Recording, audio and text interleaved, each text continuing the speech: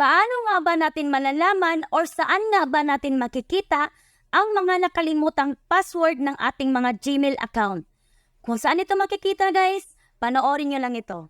Buksan ang Google Chrome, pindutin ang tatlong dot sa taas, Settings, Password Manager, pindutin ang Settings. Dito guys, kailangan naka-turn on ang Offer Save Password at Auto Sign In, kailangan po naka-turn on yan.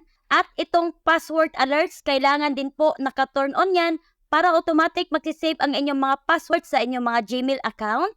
Pindutin ang password, scroll up, pindutin ang google.com. At dito na guys, dito nyo lahat makikita lahat ng inyong mga password sa inyong mga Google Chrome. Ngayon kung gusto nyo makita ang inyong mga password sa inyong mga Google Chrome, pindutin nyo lang po itong icon. Ganun lang kadali guys para malaman nyo yung mga nakalimutan yung password sa inyong mga Gmail account. Okay? Sana po may natutunan, follow and share.